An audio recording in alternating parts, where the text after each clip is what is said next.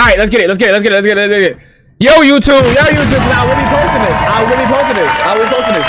Pierce K. Jackson. He got 3,000 subs. Oh my gosh. Oh my gosh.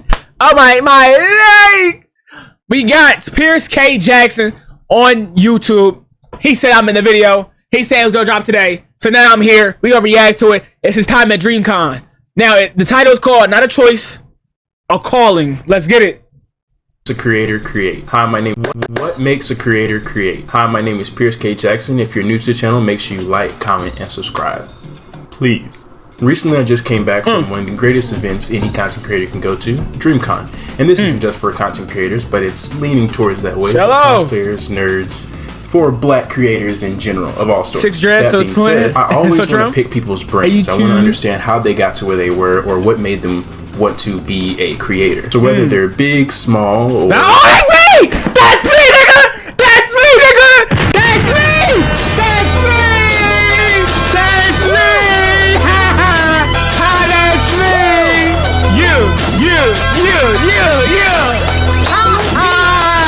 Look at me, yeah! That's fire! That's fire! That's fire! And look at that pink do-rag on it. I was looking so good. Oh my god. See? What other niggas y'all know wear a do-rags like that? Nobody wears a do-rags like this. That's only me. All sorts. That being said, I always want to pick people's brains. I want to understand how they got to where they were or what made them want to be a creator. So whether they're big, small, or... Yo, I won't lie. If I had to be honest, yo, I swear, I thought about this afterwards too. Duke, we had waves. No, they flipped the do-rag up, but they don't be tucking it in. I should have asked for her IG or something. That was an L on me. I should have asked for IG or number or something. I felt that one. I won't lie. Somewhere in between. Oh, sauce. I try to dive deeper and try to pick brains as much as I can. Now, a lot of times I do it off camera, but this time I decided to capture that. So if you're a creator of any sorts, this video should provide you with some type of context and maybe even encourage you in some type of way. So without further ado, here you go. What do you think Dreamcon brings to not only the black community, but like the content creation space or music, sports, whatever in general? It provides freedom. Like, it makes people feel like they can do whatever they want to do. They don't have to like hide their interests. It just brings a sense of community. And I always leave feeling like I've made at least 10 more friends. With Dreamcon being like an every year thing, what do you think Dreamcon does for African Americans or creators, cosplayers in general? Like, how do you feel about it? I personally think it's another way to actually like collaborate with other people in the terms of course, creativity, but I want to say something a little bit more deeper than that. I feel like it's on a whole nother like spectrum of creativity. There's different types of creativity out there, but with like full pledge of being yourself and everyone able to accept you for being yourself and being here for things that you actually truly like. When I was recording this video, I ended up running into this next creator you guys are about to see, and we just fit. Oh, he's talking about me! Oh shit, he gave me a special moment! This nigga gave me a special moment! This nigga gave me a special moment! What the fuck, nigga? What the fuck, nigga? What the fuck, nigga? Yeah, nigga! Shout out to the nigga Pierce! Shout out to the nigga Pierce! Shout out to the nigga Pierce! I would say, ew, that's crazy. Now you made it? We made it? Yeah, we made it. When I was recording this video, I ended up running into this next creator you guys are about to see, and we just fed off each other like quickly because I asked him some riddles. I asked, like just being funny, getting clips off, whatever, just doing stuff for the video, right? Because he is a smaller creator just like myself, and so he way larger than me. I'm like right here. He like right here. We on two different playing fields. Perfect person to ask this question. As a creative, what made you start creating, and what do you think you're... It's me! I'm there! It's me! I'm right there! Y'all see me, right? Look, y'all can see the phone, that's Shaw! Jalapeno, this is before I met you. Your purpose is as a creator. Oh damn, we get deep, bro. I got to. Niggas be funny all the time, but I need people to see like you for you. You know what I mean? To be honest, I think my purpose is to entertain. I know that's everybody's answer. When I didn't want to do this at first. Like, I pushed down content before. I didn't want to stream or nothing like that. I didn't like to be on camera. But once I started doing it, actually it was my best friend said I couldn't do it. And that's when I started to do it. Your best friend told you you he's like, I don't see you doing that type of content or anything like that. That's not your best. Yeah, that's not shit. It's not you moveless. But when I started doing it, I fell in love with it immediately. Like, I tried to make it a hobby. It couldn't stay as a hobby. Yeah. I started doing like, all right, we're gonna do 3 days a week. And then once school ends, like, when I'm at school, I was thinking about this. When I was at work, I was thinking about this. There's not 1 second that goes by that I haven't thought about this at all. So this is like my number one thing. So I'm gonna make sure I'm gonna get it or die trying. Like, I swear to you, because I mean that, yo, I mean that. I mean that. I mean that. I mean that. A lot of y'all may be thinking like, oh, he just saying that to say that. No, I mean, I'd rather die than not make it. I promise you. I swear, I'd rather die. I'd rather die. Like, I look at the people I work with, and I see them. I'm like, I'm not trying to be here 50 years old doing this. I failed life. I'm not trying to do that. Nah, I'm good. I'm good. Started rewatching One Piece, and you know, Luffy, his whole motto is I'm a lover, but Luffy. it's either I'm gonna get it or I'm gonna die. I'm gonna die trying. So I completely agree with that. I think it's a blessing that we have like the ideas of like, okay, I want to be the best I possibly can. I don't need to be the biggest streamer. I don't need to have all the money, bro. It would be nice, you know, to get a little nice. But it's more than a blessing to be able to just work for myself and do something like that. So in this past year, I have been blessed with people that like genuinely want to see me win and kind of throw me into situations where they know I'll thrive. People like Trey, Colors, Laney. I mean, there's a bunch of people I could just like name off. I'm now in a space where people are starting to see my face a little more, and people are starting to remember me from events I've done. You know, on these next two interviews, it's Sauce Kill and Aim High, and they immediately remembered me from, you know, an event we've done, and so we talked about that a bit. Or like, you know, every year I do a video with Aim, so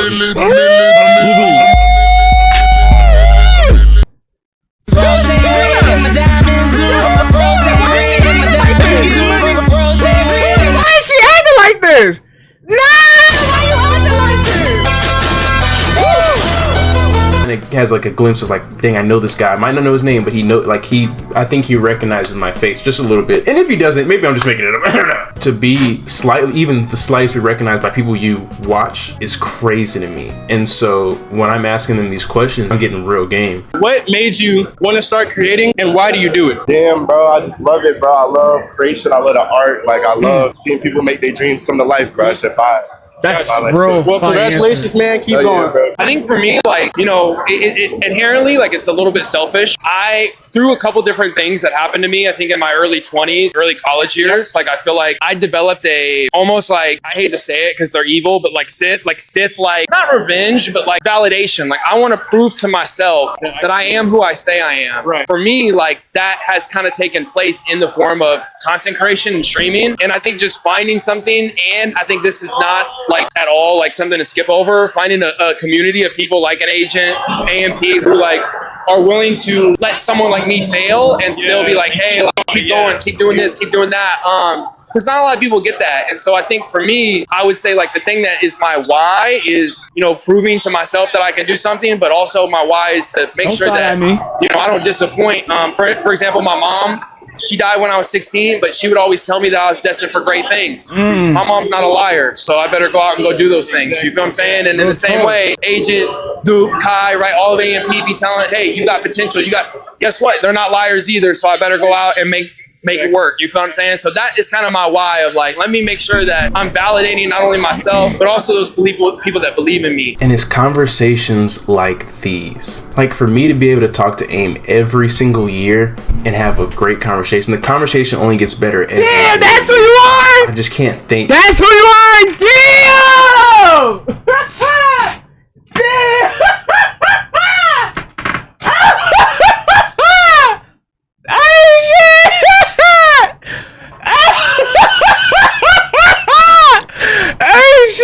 The same thing. Oh, I'm sorry to hear that. Oh, yeah, I'm sorry to hear that for real. Nah, I miss my mom too. Nah, I hope y'all, for real. Not having a mother is a tough thing. Real shit. Ain't enough for this conversation. And when you have these conversations, I feel like both sides get something from it. Whether like when you start speaking, you start realizing, okay, wow, I didn't know I felt like this. I know it was okay. I can implement this. And so even after this, he said even more. Yeah, that's kind of, I appreciate you, man. Also, I want to put it out there. Cause that was bad timing. That was bad timing. That was real bad timing. I was laughing from the text message. Bad timing. Real bad timing. And I didn't see it. I didn't see a message till afterwards. I just want to throw that out there. Don't want like a fucked up nigga. I'm just saying. No, I appreciate you, bro. Every year we do this. Every year we look stupid, and then at the end we come together to, let out a little truth, let out a little. Because I always say like I don't need to be the biggest creator. I don't need to make the most money. I just want to make a living doing something I love. Yeah. And so I'll always do these videos. I'll always come to Dreamcon because I think it gave me a different type of drive that I didn't think I had, but I have. Even with Streaming University, I don't know. You might not have saw it, but I did like Streaming University news every single day. I was doing it. I worked 12-hour shifts. That's so sad. I had to go home and edit, record. All I would say to you, bro, is that passion and stuff that you talk about, like keep looking at that, keep finding that. Because in my opinion, right, like content creators are not watched because of what they do. They're watched because of how they make people feel. So, I would say. Is that true? Yo, is that true? Do y'all watch me for what I do or how I make y'all feel? Do I make y'all feel good? Like when you find your passion and you find something that you really love, ultimately people see that and it's not a fake reaction. It's not you trying to make something that's not there. They see it for what it is, and then that connects with them and makes you relatable, makes them feel something, and that's ultimately the reason why they're gonna come back. So to me, it's like, bro, whatever it is, you can identify it for a fact that you love it, chase that, and just think all the time like, how can I turn this into content? How can I turn this into content? And eventually, you'll start turning the things that you love into content, and I think you'll see, not necessarily growth, but you'll see the people who are in your community start to recognize that. And I think that will give you more shit to do that will eventually start bringing people in. You know what I'm saying? But to me, it all starts with, do I love this or not? If you don't love it, you're not going to last that long. You know what I'm saying? I tend to think about like relationships and things of that nature. Like if I'm with a girl, right? Like not every guy has developed this sixth sense, but if a girl not texting you back, gang, like, right? Like how hard is it to text? You know what I'm saying? If I want to text somebody, I'll text them. It takes 2 seconds. Have you ever if been, she's not responding to me, gang, like that? Hey, she probably just doesn't want to talk to me. So in the same sense, if I'm doing content creation, but I'm struggling on doing the basics, if I'm struggling on doing things that I really feel like are important for me, do I really want to do it? Probably not. So I'm doing something that I don't want to do. Right. And people can see that through content creation and know that like you're doing this and you don't even want to do it. You know what I'm saying? So I came in here because of the beer, stayed because of the community, love it for real. So now what happens if the community just leaves? What if they just say fuck me and left? What happens then? We watch that. So yeah, bro, just find that and keep doing your thing. I appreciate it. What do you think Dreamcon does for creatives, cosplayers, or just the black community in general? Never. I think the biggest thing that helps everybody come together and share what they can bring to the table. Not only that, but it's just, I don't know, it's for us. It's for black people. We finally got an event where we can showcase our skills and celebrate being anime fans, celebrate doing things on YouTube, whether you are a content creator. It's just your time to, come together and Now, we all start small, true. But some people are able to have a polarizing personality. When you have a polarizing personality, you catch lightning in a bottle, and you're just being you.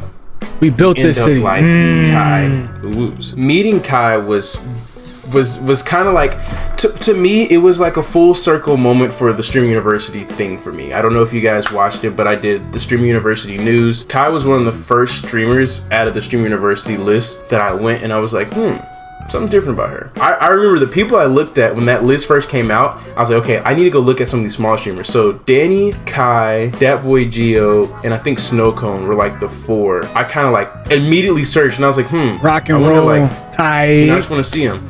And like everybody at Streaming University did their thing. I'm like, that was so tough. But meeting Kai was kind of like, I don't know, it was cool for me because it was like, I did this. Oh, you talking about the girl Kai? She was one of the first people I pointed out in Streaming University. She said she's gonna do an interview, but like obviously she couldn't because she was freaking streaming 24/7. So like I couldn't fault her for that.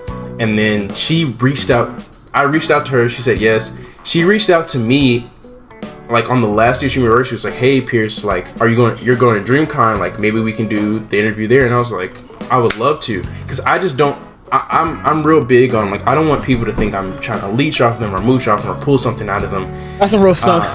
I want things to happen. Favorite song right now? Natural. And Kai is genuinely just a sweet human being. Like I was like, I'm down, but like if you're doing like if you got stuff like I don't wanna you know what I'm saying, do your thing, twin. But no, she reached out to me after I had reached out to her, not saying like I got motion or nothing. And so yeah, I got her to answer these questions, and it was, man, I was low key excited, but like I kept calm. I kept my composure. So as a creator, what do you think your purpose is in creating, and why do you create? I think purpose, I actually had this conversation with Tylo. I told him, I know that it's rooted in community building and like safe spaces, like kind of non-traditional safe spaces where it's like you still have that kind of like fun, the teasing area, but it's like very much like regulated, you know, where it's like you can still have fun. It's not like overly like, don't say that. I think it has something to do with community. But the reason that I started just because I was in a bad place myself, and I think that's why I know that it's community. And I watched a lot of streamers to just kind of help me through it. Like didn't even chat, just enjoyed like watching them hang out with their friends and stuff. So I'm like, I would like to be that for other people. And I think that there is this meta of like big, exciting things happening online in general. And I just kind of want to be a chill space for people to come to, you know, like you can still laugh, have fun, and have energy.